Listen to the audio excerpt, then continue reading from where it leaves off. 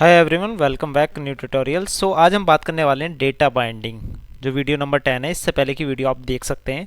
और डॉक्यूमेंटेशन मैं इसलिए बनाता हूँ कि आपको भी ज़रूरत पड़े, जिससे साथ के साथ आप नोट्स बना सकें। क्योंकि देखो, समझना और वो अच्छी बात है, एक साथ में जब हम लिख के भी समझेंगे तो आपके वो दिमाग में बिल्कुल फिट हो जाएगी बात, मतलब कि कहीं जाने वाली नहीं है। एक होता है कि हाँ जी, अभी तो देखने में अच्छा लग रहा है वीडियो में बता रहा हूँ, लेकिन बाद में भूल जाओगे। जब नोट्स बनाओगे, लिखोगे और साथ में इम्प्लीमेंट करोगे वीएस कोड में, तब उसके बाद में क्या होगा, आपको बिल्कुल चीज़ें भूल ही नहीं सकते एंगुलर के बारे में। तो चलिए बात करते हैं Angular. Why do we need data binding? Data binding क्या होता है?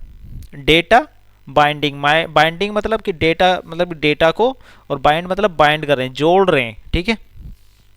अब इसको कैसे बाइंडिंग करते हैं, क्यों ज़रूरत होती है और कितनी टाइप की होती हैं, ये क्वेश्चन ज़रूर आता है। So why do we need data binding? Data binding हमको क्यों ज़रूरत है? तो डेटा बाइंडिंग के लिए मैं आपको बता देता हूँ। Whenever you want to develop any data driven web application, then as a developer you need to keep the focus on two important things, that is data and UI, user interface. And it is more important you to find an efficient way to bind them, data and UI, together. Again, the data can arrive in several chunks, and you need to update the user interface with the latest or updated data, ठीक है। ज़्यादा कुछ tough नहीं है, बहुत easy है data binding. बहुत आप नोट्स बनाते रहिए, समझिए इसको डिटेल्स में, डीप में, जिससे आप बार बार वीडियो देखने की ज़रूरत ही नहीं पड़े। एक बार देखो, समझ में आ गया, लिखो, इम्प्लीमेंट करो, और फिर उसके बाद मतलब कि लिखो, प्रैक्टिस करो, फिर उसके बाद में अपने कोड में इम्प्लीमेंट, मतलब तीसरा जो पॉइंट है, अपने कोड में इम्प्लीमेंट, ठीक है। फर्स्ट लर्न, प्रैक्टिस, इम्प्लीमेशन, ये फॉर्मूला याद रखना।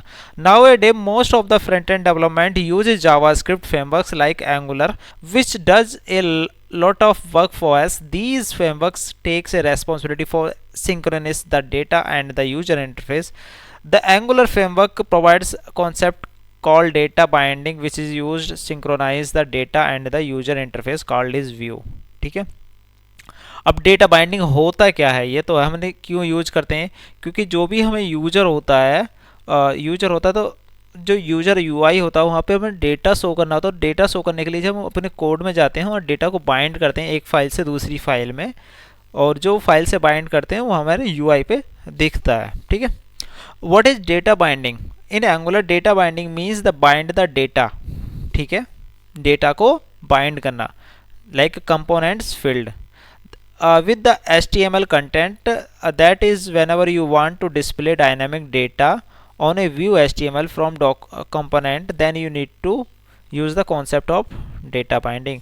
जो भी तुम्हें डेटा वहाँ पे डिस्प्ले पे शो करना है, जो UI है, तो उसको क्या करते हैं हम, डेटा, मतलब डेटा बाइंडिंग उसके लिए ज़रूरत पड़ती है। वो डेटा बाइंडिंग बिना उसके पॉसिबल ही नहीं है। एज ए डायनामिक के लिए, अगर रो डेटा की बात करें तो सिंपल HTML का कोड लिखो और हो जाएगा, ठीक है।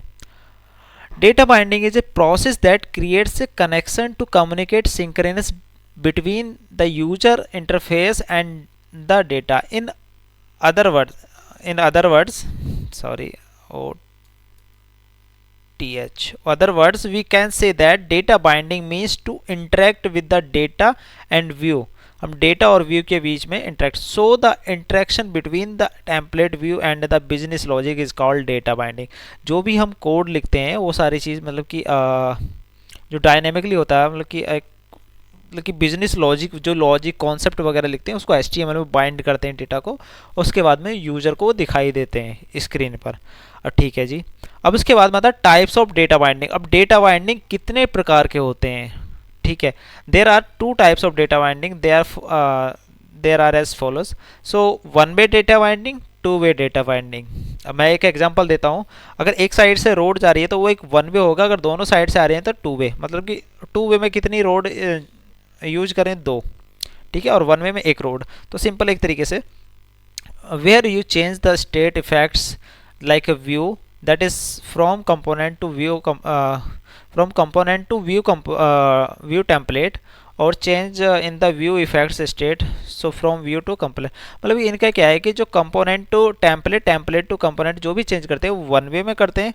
अब इसके टू वे में क्या आएगा, where change from the view can also change the model, similar change in the model can also change the view, एक मॉडल से हम व्यू को भी चेंज कर सकते हैं।